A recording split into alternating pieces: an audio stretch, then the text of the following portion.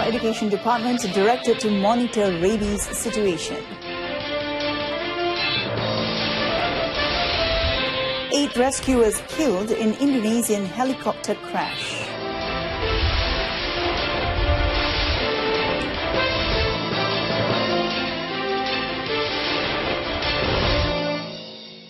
Hello and good evening. I'm MOHANA PRIYAA. Welcome to News on 2. In a move to curb the rabies outbreak, schools in Sarawak, especially those within the locality of which the rabies virus was detected, are directed to report to the veterinary department should there be any dog threat in the school area. The Deputy Education Minister, Datuk P. Kamalanatham, said this is to ensure the safety of students. Speaking after the handing over ceremony for the building extension of SJKT Taman Desa Pinji in Ipoh, Datuk Kamalanatham said the Sarawak Education Department will be monitoring the situation. They are also tasked to advise school staff on all rabies preventive and control measures. Pihak pengurusan sekolah akan mengawal keadaan. Sekiranya didapati perlu membuat laporan kepada jabatan-jabatan haiwan dan sebagainya, buat laporan. Kalau rasa ada bahaya anak-anak kita, buat laporan yang sewajarnya. To date, there has been no new cases of rabies virus reported. Meanwhile, the 3 children infected with the virus in Serian District, Sarawak, are still being treated at the Sarawak General Hospital ICU. In another development, a closed-door meeting was held between relevant agencies in Sarawak to discuss the current situation of the rabies virus and its eradication measures. The meeting was chaired by the State Local Government and Housing Minister, Professor Datuk Dr. Sim Kui Hian. Among those involved in the meeting was the Health Department, the Veterinary Services Department and the Sarawak Society for Prevention of Cruelty to Animals, SSPCA. The result of the meeting will be handed over to Deputy Chief Minister Datuk Amar Douglas Ugah Mbas before any official statement is issued in due course. Currently, ongoing monitoring in areas within 6 kilometers of Kampung Paun, Sungai Rimu, is being conducted to detect any new cases. The Malaysian Maritime Enforcement Agency MMEA will launch Ops Padu, an integrated operation to curb sea crime activities. MMEA Director General Datuk Zulkifli Abu Bakar said the 2-week operation beginning tomorrow will involve the Royal Malaysian Navy, TLDM and the Royal Malaysian Police, PDRM, through the Marine Police. Datuk Zulkifli added that the operation was launched to stop pirates who are targeting oil tankers in Malaysian waters. Ops Padu will focus mainly in the southern areas, which cover the waters of Kuantan, Pahang to Pengerang, Johor. Jadi objektif operasi itu apabila kita memeriksa kapal-kapal tanker atau kapal-kapal yang bawa minyak ni, kita akan periksa dia punya dokumen kapal itu sendiri. Dan setelah itu kita akan memeriksa dokumen berkenaan dengan kargo.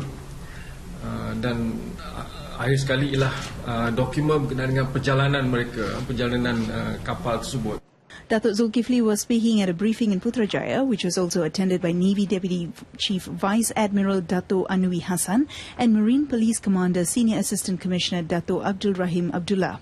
The integrated operation is also part of the National Blue Ocean Strategy, under which the 3 agencies share assets, intelligence and manpower.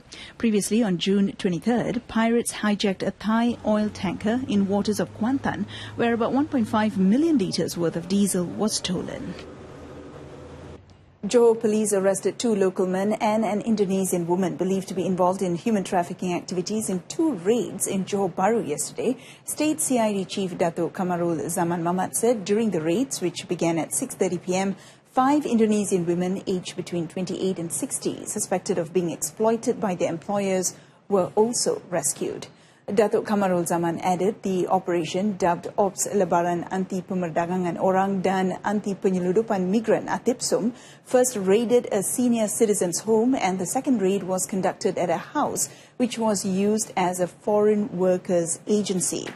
Preliminary investigations revealed that the 5 victims have worked with the employer between 2 months to 10 years and were not being paid. The male suspects, both 60, are believed to be the managers of the senior citizen's home, while the female suspect was working as a caregiver. All three are charged under Section 12 and 13 of Anti-Trafficking in Persons and Anti-Smuggling of Migrants Act 2007, ATIPSOM, and Section 55B and Section 6, subsection 1C of the Immigration Act 1959-63. A total of 2,504 vehicles were checked during Ops Hari Raya 2017 held by the Negeri Sembilan Road Transport Department in conjunction with the Hari Raya Aidilfitri celebration, which ended yesterday. 1,683 offences were detected since its launch on June 18, which was a decrease of over 37% compared to last year. A total of 53 traffic offences were recorded on the final day of the operation. A car and 4 motorcycles were seized for various offences, including not having valid road tax and excessive modification to the vehicles.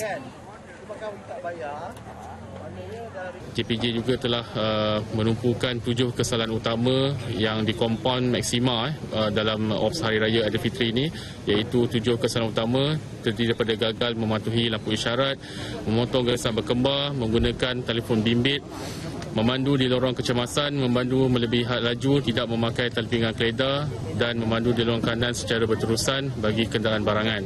The operation included the National Anti-Drugs Agency, Environmental Department and the Immigrations Department. 2 religious learning centres in Perak caught fire yesterday. However, no casualties were reported in both incidents. A Perak Fire Department spokesman confirmed that the first incident involved a storeroom at Sekolah Menengah Mahad Al-Islah in Teluk Intan, and the second incident involved 18 dormitory rooms of the Adiniyah Al-Latifiyah Religious School in Pangkalan Hulu. In the first incident, which occurred at around 11:30 p.m, fire personnel from the Teluk Intan Fire Station rushed to the scene and managed to control the fire within 15 minutes. In the second incident, the Perak Fire Department received a distress call at about 11:27 p.m, and 2 fire engines from the Pangkalan Hulu and Baling stations were rushed to the scene. They managed to extinguish the fire by 1:30 a.m. with the help of Tenaga Nasional Berhad and the police. The cause and estimated losses incurred were still being ascertained. A factory worker was charged at the Kota Tinggi Magistrates Court in Johor today for lodging a false police report on Saturday. 23-year-old Nuramira Kamisan confessed to making the report at the Bandar Tenggara police station for allegedly being robbed. The offence under Section 182 of the Penal Code provides a jail term of 6 months or a fine of $2,000 or both. The court allowed bail of RM2,000 and July 9th for sentencing. The Terengganu government will advertise some 5,900 vacant land lots in the state for the construction of housing by qualified citizens next month. Announcing this today, Menteri Besar Datuk Sri Ahmad Razif Abdul Rahman noted that priority is for applicants who never had land lots in the state and must meet conditions to be determined by the Land and Mines Office, PTG. Selected applicants will be called for interview by PTG, and those successful need to build their houses within 3 years or the land would be forfeited. This is to prevent landowners from selling the land to other parties, as the land ownership can be transferred after 10 years. Proses macam-macam. Dan dia ada syarat dia lah. Dia mesti bina rumah dalam masa beberapa tahun. Kalau tak bina rumah, kita akan tarik balik rumah tu. Sebab tanah yang kita beri ni adalah untuk menangani permasalahan perumahan. Jadi kita mahu ini dia nanti bila dia dapat tanah, dia pun tak nak buat apa-apa.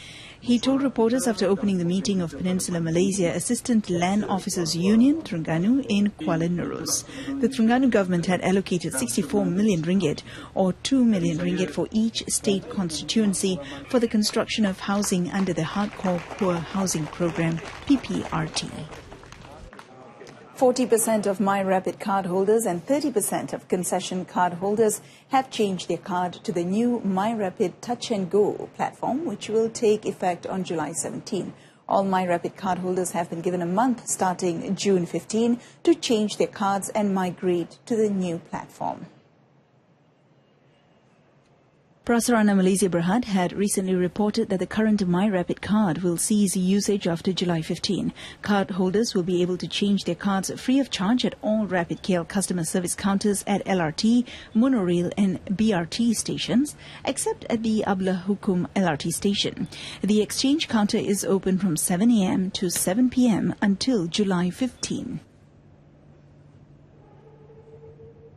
Ini untuk membolehkan para pemegang kad konsesi dan juga pemegang kad MyRapid dewasa untuk boleh